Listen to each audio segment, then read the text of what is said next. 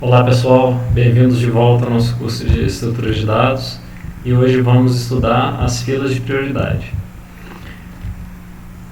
É uma breve descrição, né? Então a gente vai estudar a fila de prioridade, o que significa esse tipo abstrato, ver uma implementação que a gente chama de heap e depois detalhes de implementação em C++ desse mesmo heap. Vamos começar motivando o que é a fila de prioridade. Lembrando que a gente precisa de, nesse ponto, que vocês tenham algum tipo de introdução, fundamento de programação, interesse em aprender C++, porque é a linguagem do nosso curso, né, C++, noções de tipos de dados, isso a gente deu uma aula anterior que vocês podem procurar, noções de listas de encadeamento e aulas de filas e aulas de árvore, que são aulas anteriores também do curso, que vale bem a pena vocês já terem assistido até esse momento, para não perderem um conceito importante. Então, chegamos aqui no tipo abstrato, fila de prioridade. O que ele significa? Esse tipo abstrato de fila de prioridade ele opera de forma muito similar a uma fila, como a gente viu nas aulas passadas. E aí, em inglês, isso aqui é priority queue. Então, essa diferença da palavra prioridade é o seguinte, que a fila que a gente estudou é uma fila que a gente chama de FIFO, cujo comportamento é first in, first out. O primeiro a entrar é o primeiro a sair. Ou seja, agora traduzindo em termos de prioridade, o elemento que tem maior prioridade para sair da fila vai ser aquele que entrou primeiro na fila. Então, é bastante interessante a gente estar generalizando, digamos, o conceito de prioridade agora. Porque agora, ao invés de ser uma prioridade única, digamos assim, que é variável de acordo com o tempo que você está na fila, agora a prioridade é um valor numérico arbitrário dado pelo usuário. Então você pode atribuir um novo elemento e atribuir qual é o valor de prioridade desse elemento. A gente vai optar sempre por uma lógica, a gente pode operar como menor ou maior valor, então você pode fazer, digamos, uma fila de prioridade com prioridade para os menores ou para os maiores valores, que vai depender da aplicação. O nosso padrão, já dizendo, é um padrão tendencioso ao mínimo, mas eu também vou falar isso mais à frente. Então, as filas de prioridade são estruturas fundamentais da computação. Por exemplo, a gente ainda vai ver mais para frente alguns algoritmos em grafos nesse curso, ou você pode acabar vendo em alguma extensão desse curso, que varia um pouco da grade da universidade. E aí tem algoritmos, por exemplo, de árvores geradoras mínimas que dependem desse tipo de estrutura de dados. Mas também no cotidiano, a gente pode ver que quando você envia dados para o seu roteador, né, digamos para o seu Wi-Fi, pode ser que ele tenha algum mecanismo que tire vantagem de alguns valores de prioridade que vai depender do tipo da aplicação. Por exemplo, se for um dado de voz em cima do seu dado de download, ele pode querer priorizar isso de alguma forma. E uma das formas é, por exemplo, usando uma fila de prioridade ao invés de uma fila comum. Então, ou seja, não é mais prioridade pelo tempo, é prioridade por um valor específico que depende da aplicação. Então, vai depender de como for o seu cenário. Outra aplicação cotidiana que você pode ter, vamos supor que uma fila prioridade por idade, em que os indivíduos mais velhos vão estar sempre antes dos indivíduos mais novos. Note que isso não é exatamente o que a gente vê, porque esse tipo de prioridade seria independente não seria uma faixa, digamos assim, prioritários e não prioritários, como a gente costuma ver mais. Seria basicamente, quem tem mais idade é sempre atendido antes de quem tem menos, independente de ser, digamos assim, muito grande a diferença ou pequena. Então, esse é o conceito de fila de prioridade. Beleza. Então, essa fila de prioridade é uma estrutura que tem uma direção pré-definida e a gente vai assumir a maior prioridade para os menores valores. Então, ou seja, a gente vai estar tendencioso ao mínimo, ou seja, quanto menor for o valor, melhor para a gente, ou seja, vai ser o valor que vai sair antes, que é uma utilidade prática muito grande também para... você pode ver no próprio sistema operacional, tem várias atividades que são ordenadas dessa maneira e existem outras motivações também, mas vamos adotar esse padrão. E as três operações principais que a gente costuma ver nos TADs, né, nos tipos abstratos, a gente tem uma de consulta, que é a frente, ou seja, qual é o elemento mais prioritário. Essa frente é parecida com aquela frente da fila, né? Mas agora, em inglês, você pode ver isso como pick min ou find min. Na verdade, começa a variar muito a nomenclatura. Então, você pode achar muitos nomes, mas isso é exatamente a mesma estrutura de dados. O que isso diz é o seguinte: você está pegando elemento de menor valor, no caso, considerando que a gente já está aceitando essa prioridade para os menores valores. Mas eu evitei colocar esse nome aqui no nome da função, porque caso você inverta isso, né, não vai ser tão crítico, né? Você tem alguma operação de enfileira que também varia muito na nomenclatura, pode ser em série também, como a gente vai usar mais para frente. Em inglês tem kill, push ou insert. E uma operação de desenfileira do mais prioritário, que também pode ser uma operação de remove. Em inglês você pode ver isso como dequeue-min, pop-min ou extract-min. Então, a nomenclatura varia muito, mas você tem uma operação de consulta, uma de inserção de elemento, uma de remoção de elemento. Essa é a ideia. E as operações trabalham com chaves numéricas, né? E opcionalmente pode ter algum outro conteúdo atrelado a cada uma dessas chaves numéricas. No nosso caso a gente vai simplesmente usar a chave, que é mais simples, mas só para vocês já saberem. Também costuma ter nesse TAD uma operação interna que é chamada de redução de chave, que é decrease key, em que você pega uma certa chave dessa fila de prioridade e muda a prioridade dela, no caso na mesma direção da sua fila de prioridades. Se você está indo para o mínimo, no caso você poderia dar um decrease key. A gente vai ver isso mais para frente.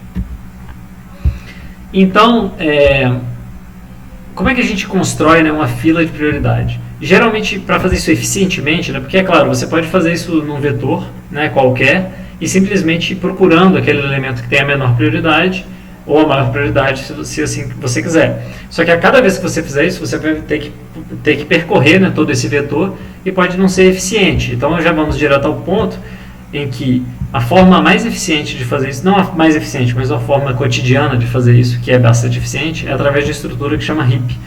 Esse heap, ou min heap, por que min heap? Porque a gente está pedindo para as menores prioridades, como eu estou sempre frisando, para vocês não confundirem, é uma árvore binária completa com a seguinte propriedade. O que é uma árvore binária completa? A gente viu nas aulas passadas, mas recapitulando, né, uma árvore binária tem esse tipo de estrutura, em que você tem 2 filhos, né, no máximo, para cada elemento. Está vendo que aqui você só tem um filho, para esse aqui não tem problema. E ela é completa, no sentido de que só falta folhas, ou seja, só falta últimos elementos aqui no último nível. E os elementos estão alinhados à esquerda. Isso é a propriedade da árvore completa, como a gente viu na aula de árvores. Então a gente tem essa propriedade extra, para ela ser uma árvore binária completa e ser um heap, é que se x é pai de y, então x necessariamente é menor ou igual a y, em relação à chave. Ou seja, 3 é pai de 7, então o valor de 3 do pai, né, tem que ser menor ou igual ao do filho, sempre. Agora, faz alguma diferença o esquerdo ou o direito? Não. Então, por exemplo, nesse caso o menor está na direita, o maior está à esquerda, dos filhos, né? O importante é que ambos sejam maiores do que o pai, né? E descartando aqui essa igualdade. Então, a gente pode perceber que essa árvore aqui, ela de fato é um heap. Por quê? Porque o 3 é menor do que os 2 filhos. Esses 2 filhos são menor do que os filhos do 3 aqui. Tá vendo? 35 e 8, desculpa, são maiores, né, do que o 7. 11 e 19 são maiores do que o 10. Ou seja, são menos prioritários. Ou seja, o mais prioritário está sempre onde? A gente vai ver que o mais prioritário fica na raiz. E assim por diante. Então, ou seja, 14 e 12 são maiores do que 11, né? 22 e 30 maiores do que 19, 44 maior do que 13. Então essa árvore aqui, ela é um heap. Vamos definir esse conceito de fila de prioridade em C++. Como a gente já tem feito nas outras aulas, esse conceito a gente pode definir ele explicitamente, né, com concept. Então está aqui um concept bool,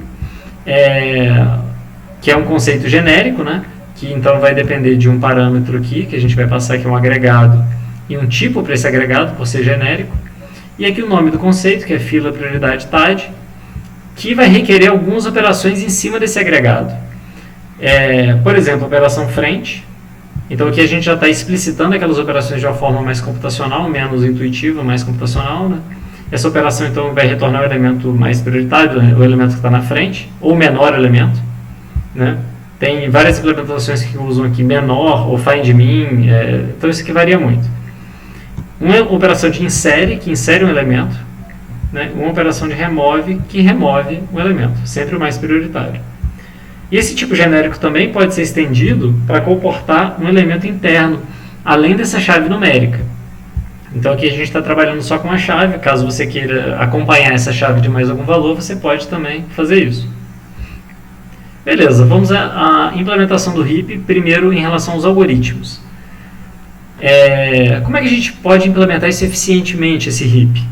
Então, se a gente tem essa árvore, a gente pode fazer uma implementação puramente sequencial. Por quê? Porque ela é uma árvore completa. Sendo uma árvore completa, a gente tem aquela garantia de só faltar elementos no final e ser alinhado à esquerda. Significa que nunca vai ter um buraco se você tiver essa representação por níveis aqui da árvore. Então, essa representação no vetor cabe muito bem no espaço contíguo de memória, o que é bastante eficiente. Então, e a gente não desperdiça espaço. Então, ou seja, você pode operar, digamos assim, no limite daquilo que você de fato quer como capacidade para o seu heap. Então, nesse caso, o 3 aqui é a raiz, né? Está no topo. Depois os 2 elementos do segundo nível. Depois os 4 elementos do terceiro nível. E assim por diante. E o resto dos elementos do último nível. Então, se por acaso a gente fosse colocar mais um elemento aqui, aonde que esse elemento entraria? Então, ele entra aqui, ó. Beleza? Então, já estão percebendo mais ou menos como é que é a lógica desse heap.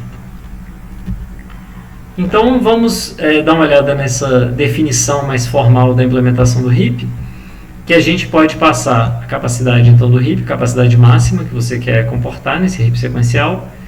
Você tem um vetor aqui de elementos, e você tem um contador n, que é o número de elementos de fato estão no heap. Os 2 métodos cria e libera, que a gente sempre viu em todos os TADs, em que você inicializa ou desinicializa algum tipo de estrutura. No nosso caso, a gente não vai precisar de finalizar nada. E as 3 operações formais aqui do TAD: frente, insere e remove. Note que agora a gente está usando int, porque a gente quer trabalhar com chave nesse contexto numérico. É claro, você pode usar esse aqui qualquer tipo de dado que seja comparável. O importante é você poder comparar com o filho. O pai é menor ou maior. Se você tiver essa capacidade, você pode usar caractere, você pode usar outros tipos aqui sem problema.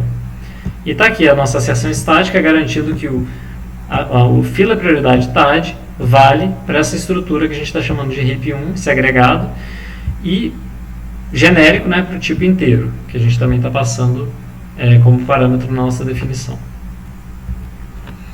Vamos testar esse heap para você entender bem o que a gente está fazendo. Então, primeiro declarei meu heap. Agora eu vou chamar a operação de cria, né, para inicializar. No final, lembrando, eu vou liberar. Então, nesse meio do caminho, eu vou colocar um elemento 20, vou colocar o elemento 10, vou colocar o elemento 30.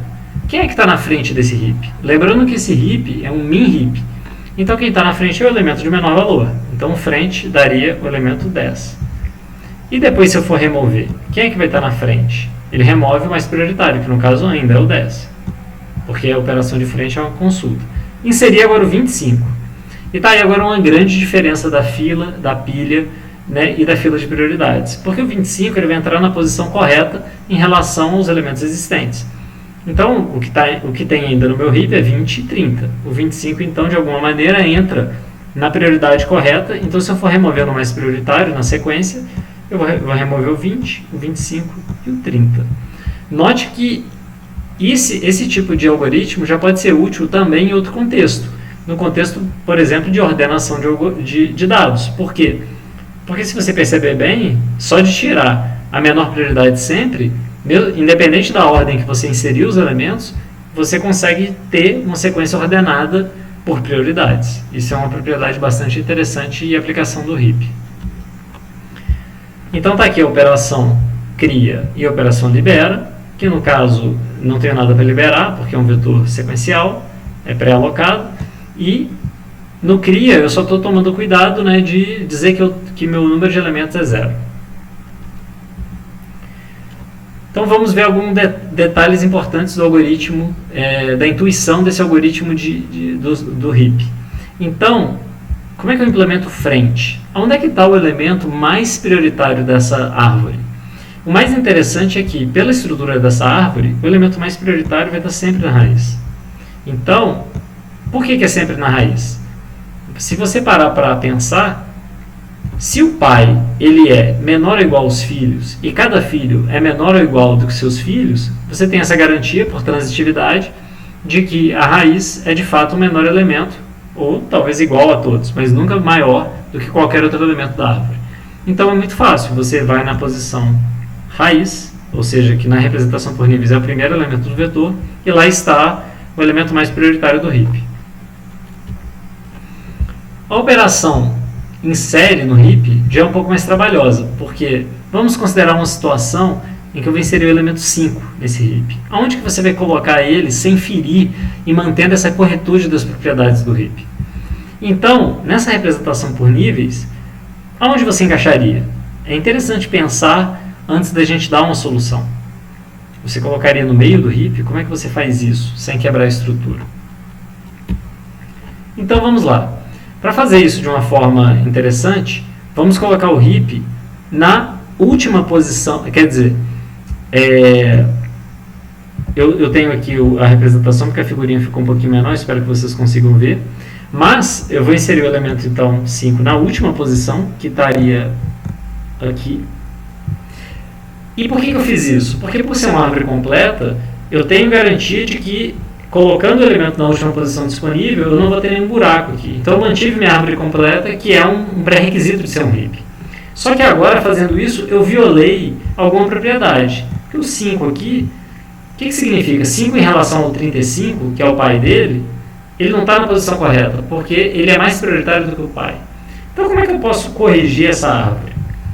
A solução é, você pode fazer trocas sucessivas subindo até a raiz. Então basta eu pegar o filho, eu comparo com o próprio pai e vejo se está incorreto. No caso, ele é mais prioritário do que o pai. Então é preciso fazer uma troca e está aqui a troca. Troquei o 5 com o pai dele, que é o 35. Como é que eu soube a posição exata para fazer essa troca? A gente vai ver depois mais para frente, na parte de implementação, e como você viu também na aula passada, árvores completas ou cheias, você tem essa facilidade de indexação, árvores binárias, né? Com a aritmética simples, né? Basta dividir por 2 e você, tirando o piso, etc., como a gente vai ver, você consegue cair na posição correta em relação ao pai. Então trocamos o 35 com o filho dele, e agora vamos verificar se o 5, que agora está nessa posição, está correto em relação aos pais. O pai dele é o 7. E não está correto porque ele é mais prioritário que o pai dele. Então vamos novamente fazer uma troca. Então trocando o 5 com o pai dele, temos aqui essa troca.